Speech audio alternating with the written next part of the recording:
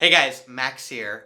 If you are ready for some positive, consistent cash flow, you own a home, and are willing to share a little bit. The sharing economy is alive and well, and in this video I'm going to go over a guide on how to rent out a room in your house. Right now, your house. I've rented to over 20 people successfully, and by success I mean I've never had anybody miss a rent payment ever in 4 years. 20 people, 4 years consistent rent payments. I have a system, and here I am going to share it with you right now. The first thing you ask yourself, are you ready to share? Me, I'm pretty willing to share. At some point when I have a big mansion, I'm not going to share. But for now, I'm going to share. Are you willing to share your restroom, your living space, and maybe saying good morning every morning? Those are really important. Because if you really like your space and hate being interrupted, like me being interrupted all the time making these videos, you want to double check yourself. Double think and think, do I actually want to live with somebody? I've concluded that the cash flow and the money that I earn is worth more than the inconvenience of being interrupted or having to have a conversation with a real human being. The first thing you want to do is create a lease and roommate agreement. Two governing documents that you want to have for anybody who ever rents from you, whether they're your best friend, your brother, or somebody off Craigslist. You want to have these to protect you and to protect them. I had one lady, I had a comment on a YouTube video, and she said, I never made the paperwork and it was a complete disaster when they stopped paying and they never helped at all doing anything. You want to avoid that. You want to make sure you have the governing document, so if you have to go to court, you are ready, and you don't want to go to court with a handwritten thing. Print it out, make it look nice, so you can be prepared. The lease agreement is the legal thing, and the roommate agreement is how the house rules are going to go. And that means no smoking in your room there, buddy. That's what my rule is. However, you want these governing documents. And I created two really easy ones that can be used for your new roommate. Click the link below, and I will give them to you for free. You're going to want to price out your room to figure out whether you're in the right ballpark of what rooms are going for in your area. Craigslist has been very helpful for me. I remember first time renting out a room, I went on Craigslist and figured out my zip code, my area, the inventory of rooms to figure out what's going on in the market, to figure out your price, because that's pretty important. Another way of figuring out is how much is the house you're living in renting for. Find some comps, comparable houses in your area, and figure out, let's say your house rents for $1,000 a month. $1,000 divided by 2 roommates is $500. There's your pricing issue right there. And then the dreaded utility question. Do you include utilities? Do you add them separate? Personally, because I hate hunting down another payment throughout the month, I just include them. So let's say your utilities monthly are $150 each month. Utilities, the normal stuff. Take $150, divide it by 2 roommates, that's $75 per person. I simply add that $85 for a little $10 cushion to the rent, so I have a little cushion and the utilities are included. People seem to like that better. I've done both ways, and I seem to have more interest when utilities are included. Because then there's no, oh, by the way, internet costs $100 this month. There's none of that. Everyone understands exactly how much they're going to pay. Transparency is very important. And then make sure when you're posting this on Craigslist or whatever service you're using, make sure you put utilities included in all caps. Household chores. Have you ever tried to make someone clean the house when they don't want to do it? Yeah, it's impossible.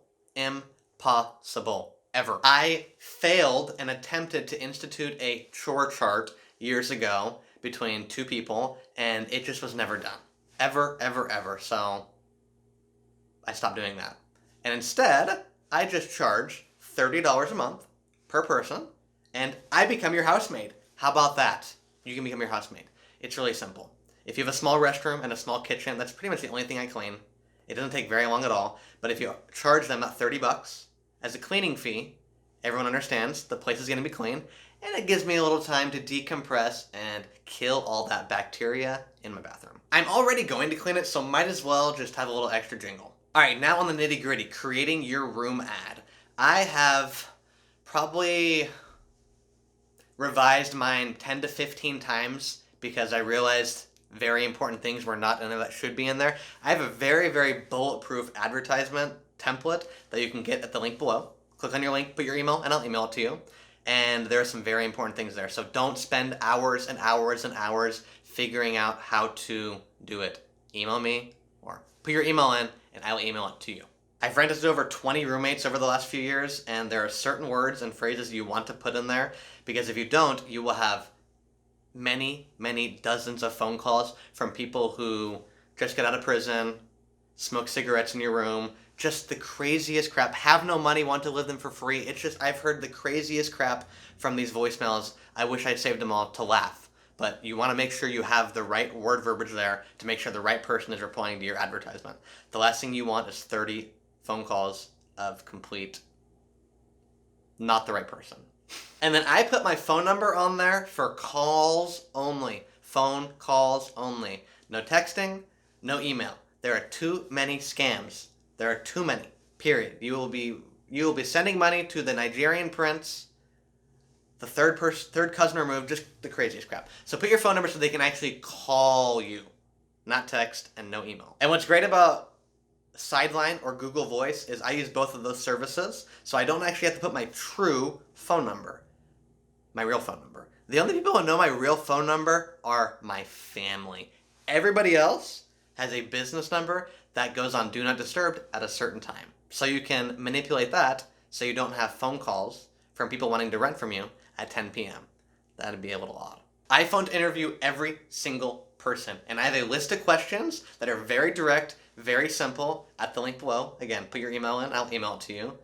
Don't spend hours and hours trying to figure out a question list. I have this list I've used on, probably 100 people. 100. And it weeds out people you don't want very quickly. Very, very quickly.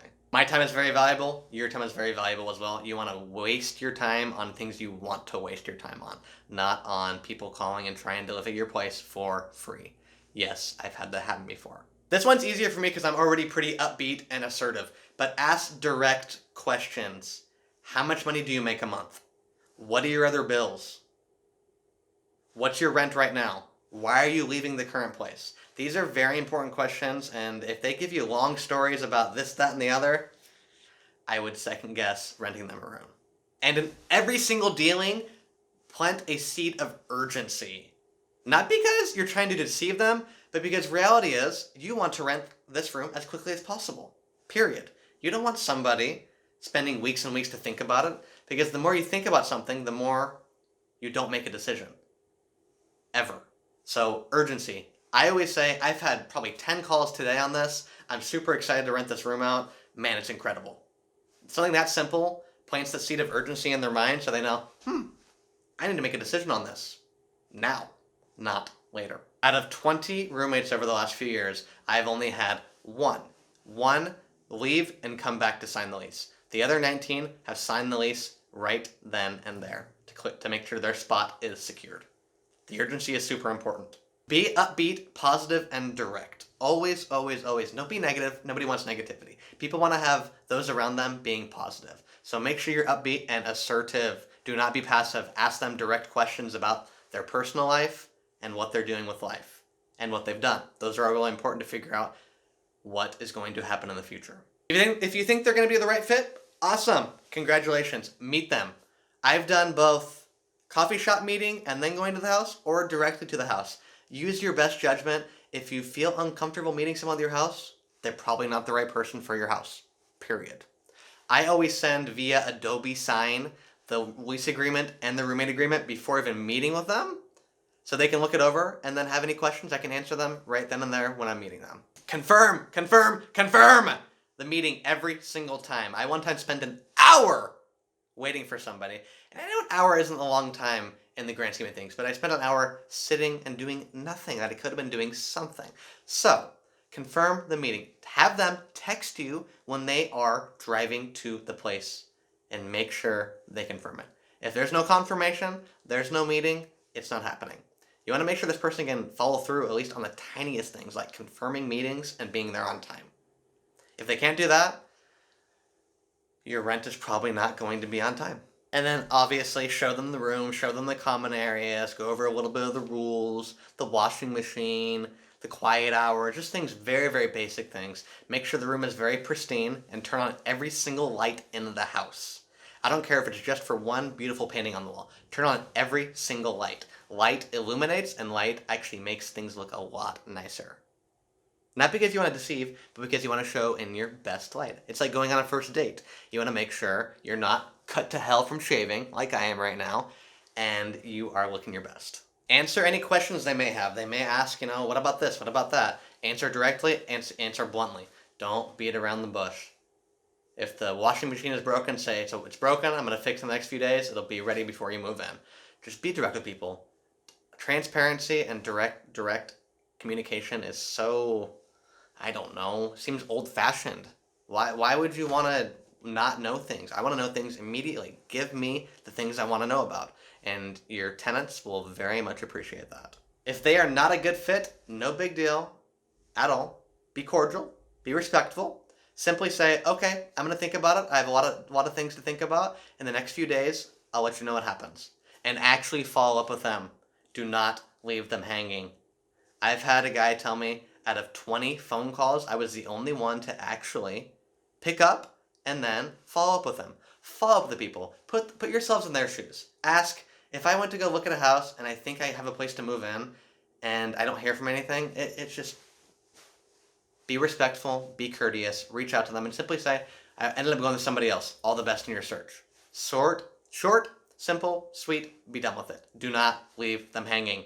If they are a good fit though, again, seed of urgency. Remind them how many people have called, how many people you've already showed the room to, things of that nature. Because the last thing you want is the right person to walk out the door simply because you could not close them on the sale. Yes, you are selling. You 100% are selling that you are going to be a great landlord and this is a great space for them to live.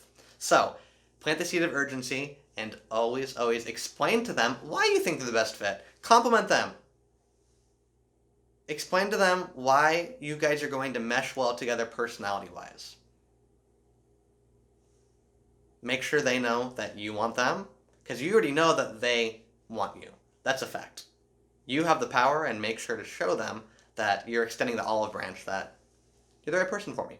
And like I said, out of 20 people, I've only had one person leave and come back and sign.